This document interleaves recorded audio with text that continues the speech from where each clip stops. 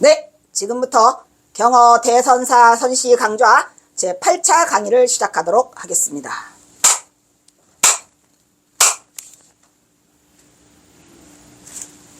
아, 다 노는 날까지 참. 노는 날까지. 전봉준 천안내부. 제8자가 네. 아, 이것도 얘기가 엄청 길지. 제8강.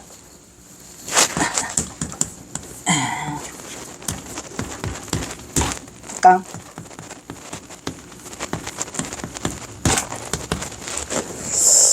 경어대선사와 전봉준은 천안내부.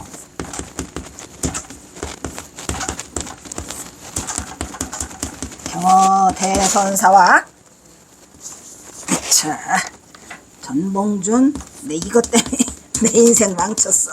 누구 말따. 전봉준은 천안내부관. 전봉준이 매제죠.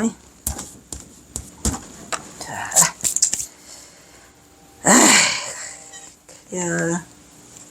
이 경어대선사와 전봉준 장군은 천안내부관인데 이거를 아는 순간부터 내 인생은 망쳤어.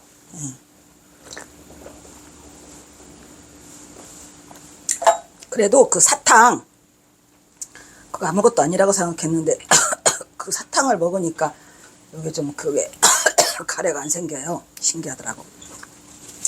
경어대선사와 전봉준 장군의 천안내부관이라는 사실을 제가 알게 된 것은 불행하게도 늦게 알았어요. 그런데 뭐 늦었다고 할 때가 가장 빠른 거라며 2017년 얼마 아까 말했죠. 1월 5일 그죠? 이날 김태준 선생님이 전화를 해와가지고 정말 기적적인 일이. 근데 그 앞에 이미 여러 가지가 사건이 있었다고 했죠. 그 천안내부관이라는 그거를 알리는 신호로 그 연길 의제 경어선사가 전봉준 장군 아버지 전차경 씨에게 보내는 1873년 내가 그 경매에 다 올렸다 그지? 저거죠. 저거 신기해요. 그게 저게 나타나면서 내 인생이 쪽바가리가 되는데 오 마이 갓. 근데 저거 신기하게 그렇게 전쟁도 많이 나고 100년이 넘었는데 저걸 누가 간직하고 있었을까라는 고마움과 감사함과 뭐가 신기함이. 그러니까 이야 저게 어떻게 나한테 오느냐. 근데 저게 경선사가 25살 때 쓰신 거예요. 그래서 저거를 받고 나자마자 저는 이미 저거 해석을 해놨기 때문에 경선사가 여동생도 있다는 것도 알았고, 근데 이제 저게 이제 천안내부관이라는 그 사실이 저게 써있지는 않아요. 저기에는 연길의제라고 해가지고 신랑의 오치수를 묻고 혼사 날짜를 보내는 거야. 그러니까 저게 여자 측에서 보내는 거죠. 그죠? 그러니까 이제 저기 리홍재 있잖아요. 리홍재한테 전화를 했죠. 지금 뭐해? 그러니까 지금 저 차 타고 어디 간대. 아니 내 차에서 당장 내려. 여기 지금 내가 이거 보낼 테니까 빨리 5분 내 해석해서 빨리 보내. 답답하죠. 저거 우리는 잘 몰라요. 초서라. 그랬더니 이제 차에서 내렸는가 봐. 그러다가 박사님 이거 경어선사가 아니야. 그래서 왜 경어선사가 아니란 말이야? 그러더니 아니 무슨 경어선사가 여동생이 있어요. 이거는 여동생이 혼사 날짜와 그 신랑의 오치수를 보내는 얘기래요. 아니 있다고 경어선사 여동생. 그래가지고 이제 정신이 번쩍 들어가지고 저것을 사실을 접했을 때는 놀라움이죠. 왜냐면 경어선사하고 전봉준하고 상상 생각도 안 했던 거. 그래서 이제 내가 확인을 해보려고 막 인터넷을 뒤지기 시작하니까 이제 가장 결정적인 거는 이제 족보죠. 족보. 경어선사 족보. 어딨냐, 씨. 여기 있다. 요게 족보예요. 우리 집, 경어연구소 담벼락에 다 있잖아요. 이거. 다 찍어갖까지 내가, 그지? 근데 그 족보에 그게 뜨는 거야. 전봉준. 그래서 이제 저걸 찾으니까 저기에 연길과 의제가 써 있는 거예요. 이게 뭔 자당 봉창인가. 그러다 이제 차라리 전봉준이 돼 있으면은 의심을 안 했죠. 근데 저것만 받아놓고 거의 1년이 지나갔나 했는데 그때 이제 김태준 씨가 전화를 해가지고 경원사 여동생 있냐. 이렇게 되니까 이게 딱 연결이 되는 거죠. 기가 막히게 제가 먼저 나타났고요. 1년 전에. 편지 먼저 봤는데 편지를 놓고 망연 자실인 거죠. 이게 뭔 소리야. 연길은 뭐고 의제는 뭐고 경어선사가 이게 뭔 일인가 라고 발표도 못하고 있을 때 그러니까 저게 25살 때 쓴 거예요. 25살 때 아버지가 돌아가시고 안 계시니까 보통 저런 거는 이제 부모님이 쓰시잖아요. 근데 부모님 돌아가시고 안 계시니까 그냥 경호선사가 25살짜리가 저거를 쓴 거야. 그렇게 되면서부터 이제 전봉준에 대한 물살이 급물살을 타서 내가 전봉준을 연구를 한 3, 4년 가까이 했을 거예요. 내가 전봉준과를 갈라 그랬어. 그랬더니 받아주는 데가 없답니다. 전봉준이를 연구하는 그게 없어가지고. 그래서 할 수 없이 그냥 북한학과를 간 거야. 시간만 흘러가기 전에 그냥 북한학과라도 가자 해가지고 이제 가게 된 그런 내용인데, 경호선사와 전봉준은 말했지만 지난번도 6살 차이. 경호선사 여동생 거는 4살 차이. 경호선사는 여동생이 둘이 있었고 2살 아래 터울로 있어요. 그래서 그 아래 여동생은 또 이제 천장함에 가서 만나게 되는 그러한 인연이 돼서 이제 이 경호선사와 전봉준이 천안매부가 되면서 그 역사적인 일들이 찌들 해갖고 전부 다 얽혀있기 시작해갖고 이제 경호선사 여동생이 또 오래 살지도 못해요. 4년 살다가 죽어. 죽으면 그냥 죽는 게 아니라 또 딸 둘을 남겨놓고 죽어. 그게 이제 경호선사의 운명이죠. 그래서 여동생 둘을, 그러니까 조카를 보살피느라고. 근데 큰 조카는 전옥례인데, 경호선사가 또 이것도 아마 이름을 지어줬던 것 같아. 전옥년. 이렇게 2명을 지어줘요, 이렇게. 근데 이제 이 옥례가 김계남이가 소개를 해가지고 뭐 소금실인가 하는 마을로 결혼을 해요. 일찍 그 사람은 하고, 이제 나머지 요거 18살짜리가 남아가지고 저거를 처치하기가 어디로 데려갈 데 없으니까 이제 금산사로 갔다가, 금산사에서 여기가 위험하다 그래가지고 이제 고금당으로 가기 시작한 게, 그게 8년의 인연이 있어가지고 그 이름이 뭐 여기 보니까 막 신문 내가 요즘 이거 정리하잖아요. 이거 만드는데 그 참 만드는 것이 어떻게 보면 내 인생의 마지막 그 경호선사를 정리하는 것 같더라고. 신기하게 5만 개 다 나와요. 막 그냥 경호 연극해가지고 무슨 뭐 계약서 맺은 것부터 시작해가지고 그냥 다 나와. 다 끄집어 나오는데, 거기에 보니까 이 경호선사 시 속에도 이게 있거든요. 옥년이라고 살짝 숨겨놨어요. 근데 사람들이 그 뭐 조용헌인가 누군가가 와가지고 이거 했었거든요. 경호선사에 대해서. 근데 그거 쓴 걸 보니까 그 앞에 첫째 딸을 경호선사가 데리고 왔다는데 아닙니다. 둘째 딸. 첫째 딸은 결혼을 했고, 그 다음에 둘째 딸을 데리고 숨었는데, 그 어떤 분이 송정순가 누군가가 또 전봉준 장군 가계사 이야기라는 책을 썼어요. 그러니까 이게 문제가 되는 게 뭐냐면은 확실하지 않은 거를 쓰면 안 된다는 거지. 이미 그 첫째 딸은 결혼을 해가지고 나중에 전봉준 장군이 이제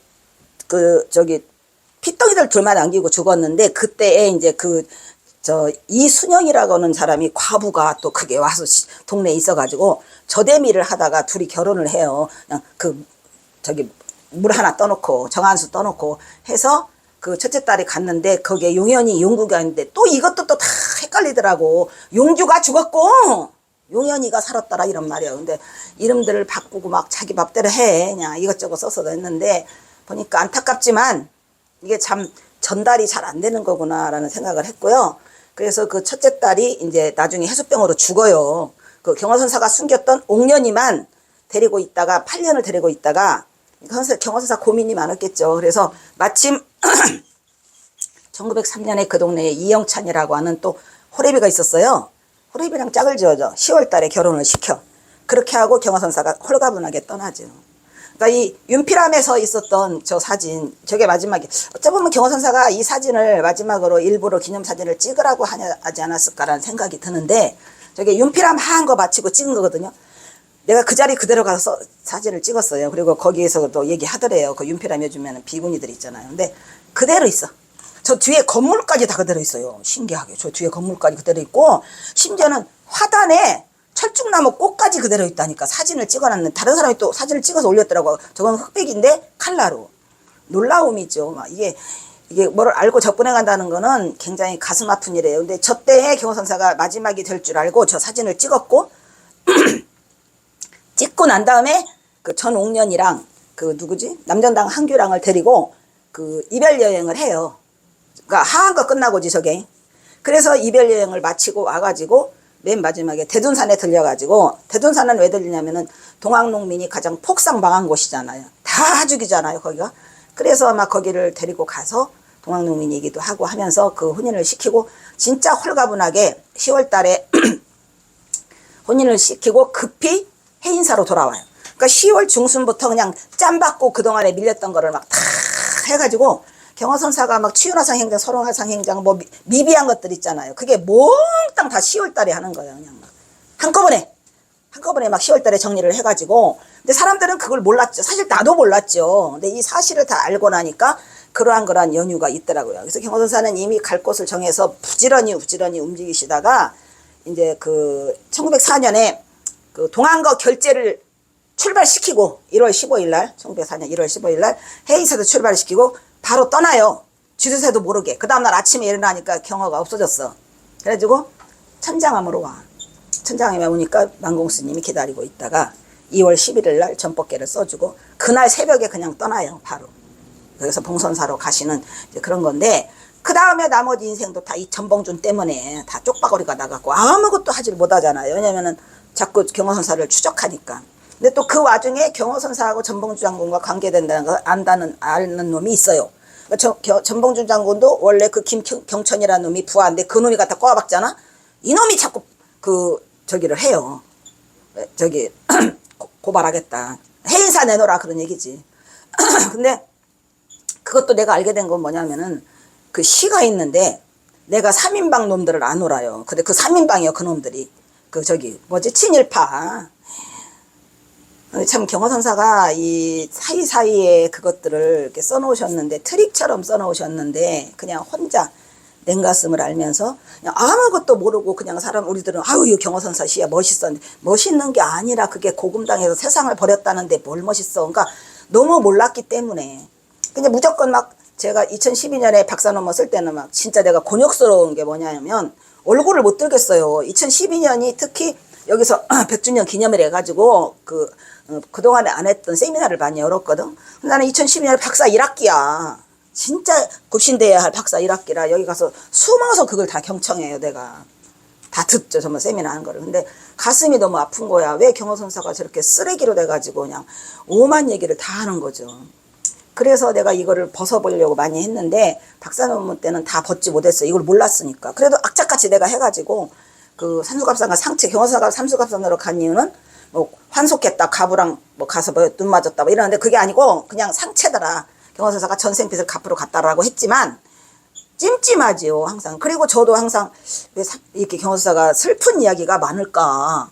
승려가 돼서 깨달은 자가 그랬는데 아이고 나중에 이제 전봉준을 알려주고 한문 한 개가 그 한문 한 글자가 통탄이 서린 것들이 다 있더라 이런 얘기. 그래서 그거를 다시 하게 되고 결국 경호선사는 아직도 그걸 벗지 못하고 그러니까 이것을 다 세상에 공포를 해서 이 조계종에서 경호선사를 선양해야 되는데 하지도 않고 지금은 또 시대가 바뀌어가지고 무슨 선명상을 한다 그러고 그리고 또 신심도 옛날에 내가 경호선사 2015년에 나올 때에 비해서 훨씬 더 떨어져 있어요.